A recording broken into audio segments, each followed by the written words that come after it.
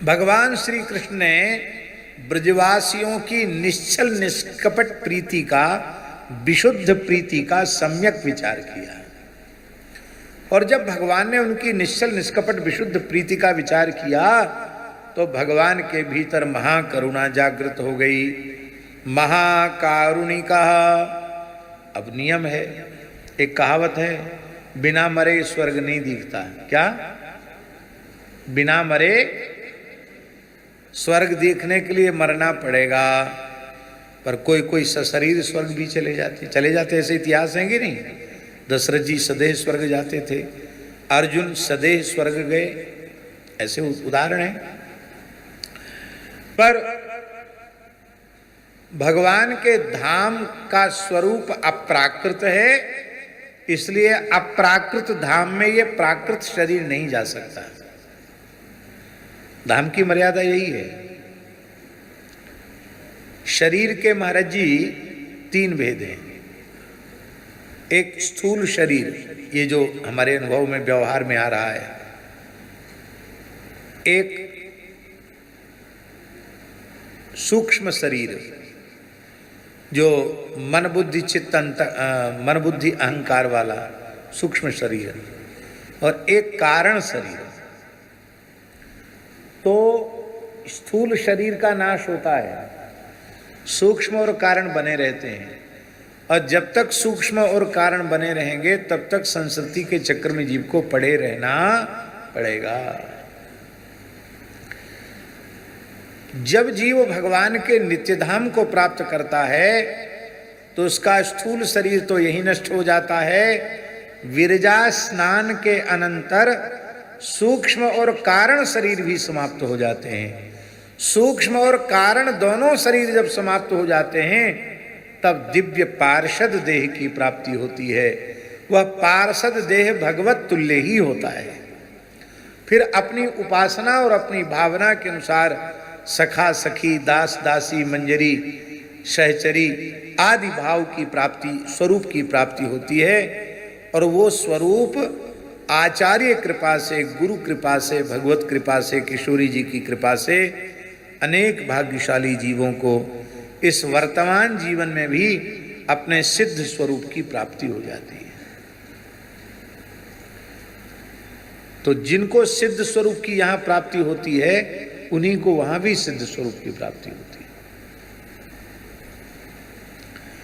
हम तो खाली बातें बना रहे हैं, केवल बातें बनाने से काम नहीं चलता है।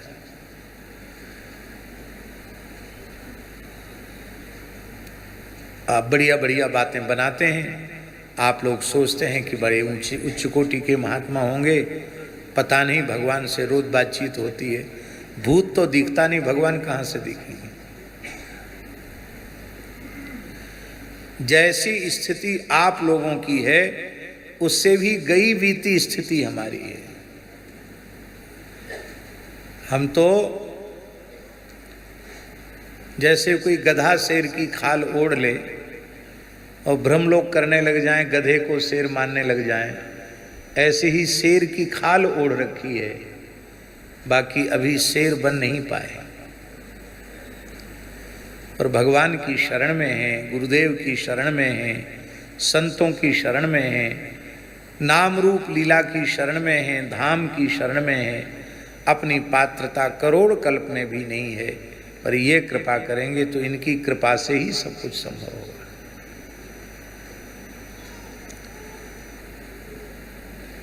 इसलिए जो कुछ करो अत्यंत ईमानदारी से करो।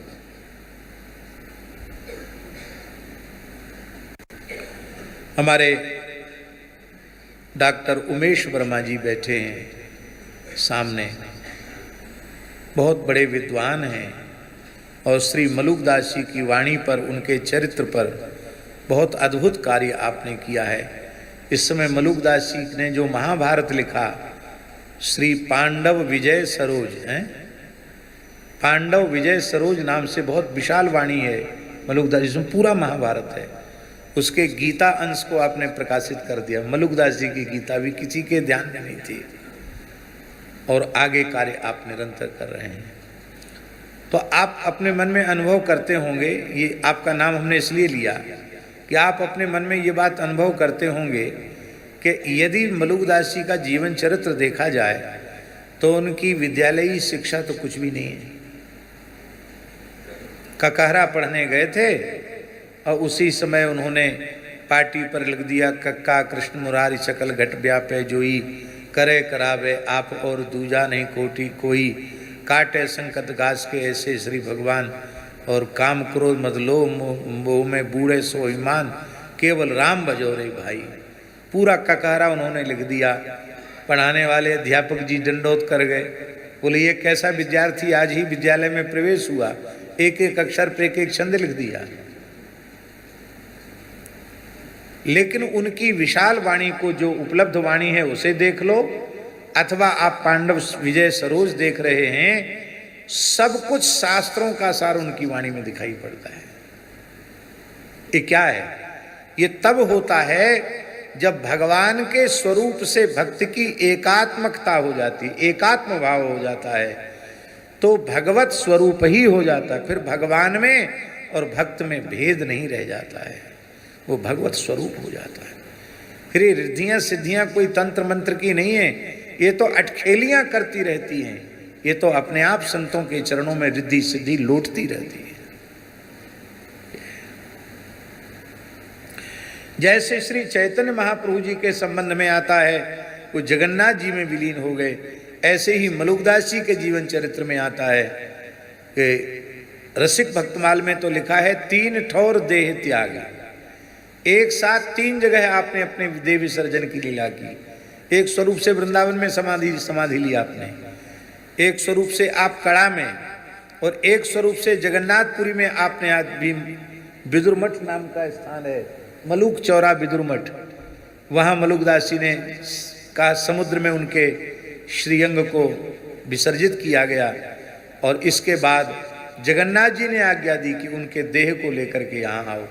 जैसे ही अरुण द्वार पर, अरुण स्तंभ पर आया कि उनके शरीर में पुनः चेतना आ गई और वे दौड़कर भगवान में गर्भगृह में गए और भगवान जगन्नाथ ने हाथ पसार कर उनका आलिंगन किया और उनके गर्भगृह में भी ये विलीन हो गए।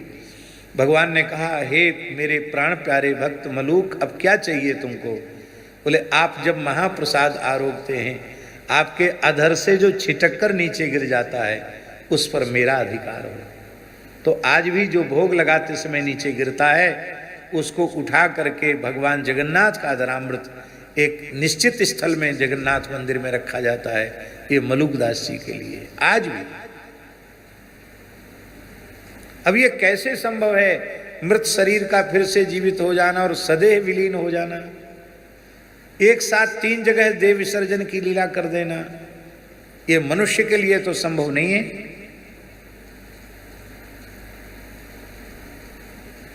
ये तब होता है जब जीव भगवत स्वरूपता को प्राप्त कर लेता है। इसलिए कोई आश्चर्य नहीं करना।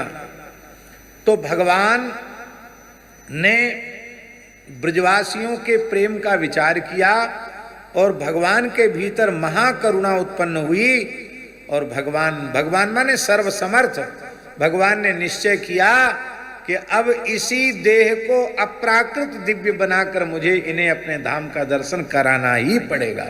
यदि कोई धाम दर्शन में बाधक बन रहा है तो हरि ही माने उन प्रतिबंधकों का हरण करने वाले श्री कृष्ण भगवान ने संकल्प किया और ब्रजवासियों ने क्या देखा कि हम सब के सब वैकुंठ पहुंच गए।